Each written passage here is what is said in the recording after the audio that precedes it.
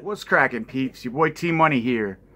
Happy Monday. Yes, this is like take 15, not even gonna lie, but I'm gonna roll with it this time, guys. Straight up. You don't even know how fucking crazy I just went. Alright, so anyways, hope everybody's doing well today out in Tube Land. Just got home from work, stopped by my UPS mailbox, got a couple packages in the mail, so I've got a few items to show you guys today. A couple things from Criterion Collection, one from Scorpion Releasing, one from Shout Factory, Scream Factory, and one from a recommendation from a YouTuber, 80s Film Fan. Shout out to you. And I think that's about it. One from the Warner Archive Collection as well. So let's get right up in this. So the first film I have to show you is from, I had actually never heard of this film, starring Donald Pleasence. That's German, but it means Freak Maker. And shout out to 80s Film Fan for recommending this movie to me. Again, I had never heard of it. I watched it last night, actually, for the first time, and I had a blast. I had a good time with it.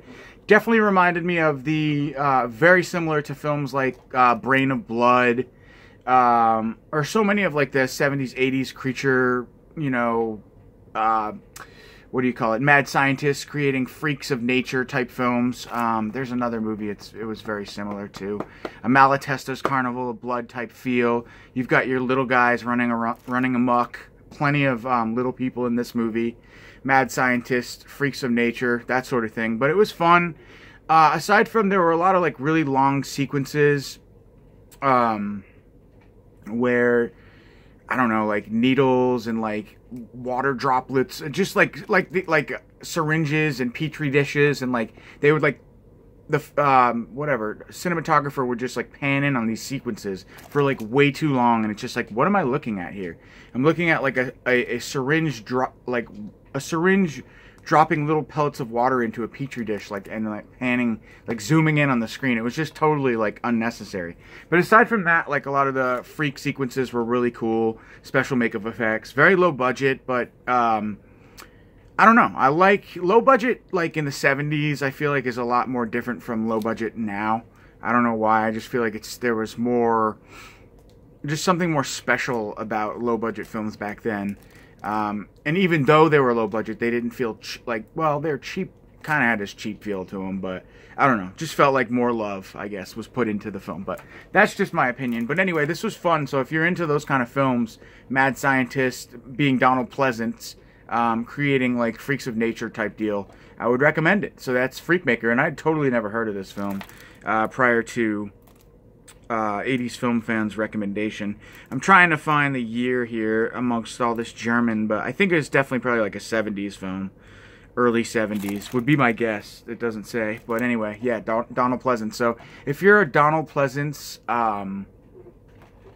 what am I saying, connoisseur, or like if you're into collecting films by Donald Pleasence, a fan of Donald Pleasence, check this one out, because it's definitely one of the few films I think that I've or one of the only films that I hadn't seen him in, so, or I even knew existed that he starred in.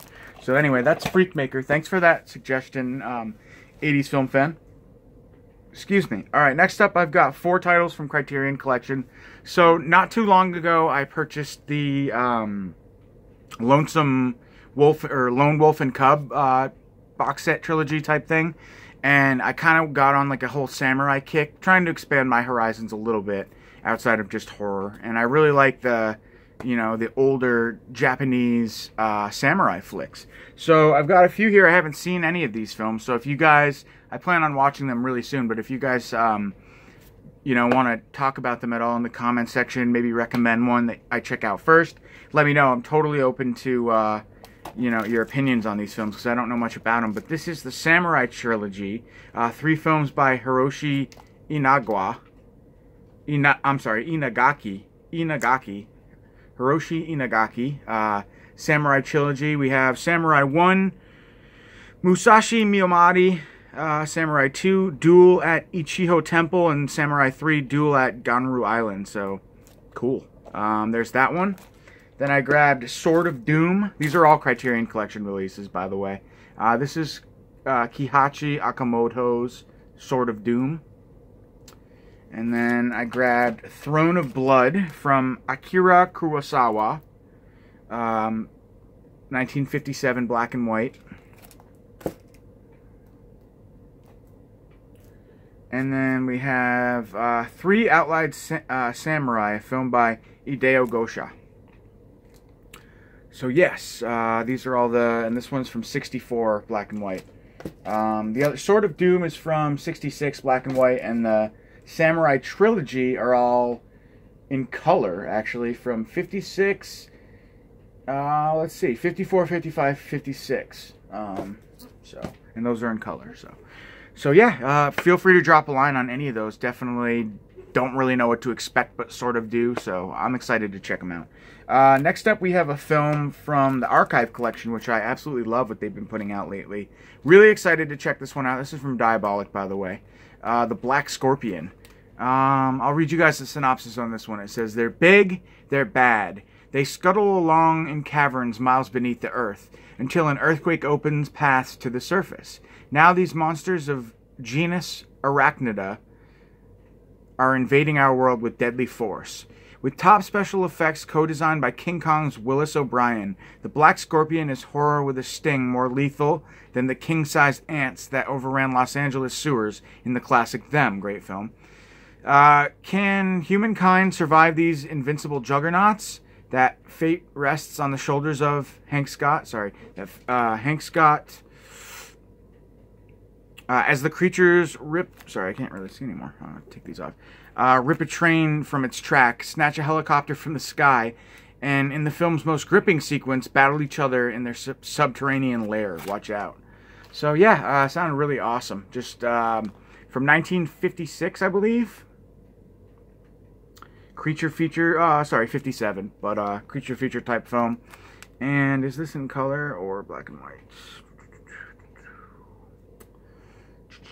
Not rated. Black and white. 88 minutes. So yeah, that's the Black Scorpion. So yeah, I mean, I love my creature features, 50s creature features, definitely so. And that's one I have not seen, so really excited for that one. Next up, we have an amazing release from Scorpion Releasing. Highly, long-awaited, highly anticipated. We have The Church, and I just wanted to show you guys, I do have like this little trio now. I put them all in clear cases. So the deal is with these, Scorpion Releasing is going to be putting out special editions of these three films, which will just basically come with a limited slipcover, maybe some additional features in a clear case. But if you'll notice, I already put these in clear cases anyway, so I haven't decided whether or not I'm going to grab those just for the slipcover, because if that's the only difference, then probably not warrant buying them again. But anyway, they did make amazing. So I didn't actually watch the whole thing, but I popped it in to see the transfer, and it's great. I mean, honestly, Opera looks the best it's ever looked. Better than the UK media book that came out. The Church looks very, very good. Probably the best it's ever looked. So I'm really impressed with these releases from Scorpion, because they are just top-notch transfers. I mean, they look really, really fucking good. So, yeah, I love this film. If you're a fan of this film, I would highly recommend you grab this. Probably my second favorite film by Michele Soavi, but I really love Della Morte Dell'Amore, of course, and I'm not biased because my last name is Dell'Amore, but I just love this movie. I love the atmosphere in it. So yeah, that is The Church from Scorpion Releasing. And last but not least, guys, I had to grab this. I was debating whether or not I was going to pick this up, just because it's another Scream Factory re-release essentially, but I had to do it because Prince of Darkness is one of my favorite John Carpenter films. This is the new limited to 10,000, not so limited to 10,000, Prince of Darkness Steelbook from Scream Factory. I love this movie. So, yeah, I was only kidding myself debating whether or not I was going to buy this, because I knew I was. But, I mean, they already did put out a really nice standard release with a nice... you know, nice special features, nice. It was one of Scream Factory's relatively earlier releases as well, and I do own that. So, yeah. But I love this movie so much, like I just said. The atmosphere in this, the acting, the cast, the setting, everything about this movie is awesome. Top-notch John Carpenter, in my opinion. And it's also a film that kind of goes under... It's kind of like a tier 2 or 3 Carpenter film. It's not one that...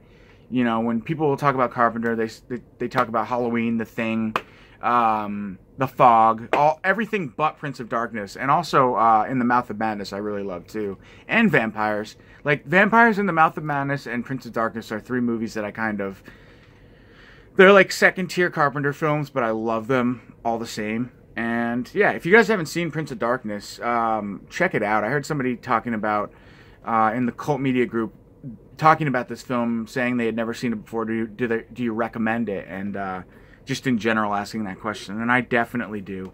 It's really, really cool. Like, I don't even know how to describe it. Devil slash, not sci-fi, but like almost like possession, devil.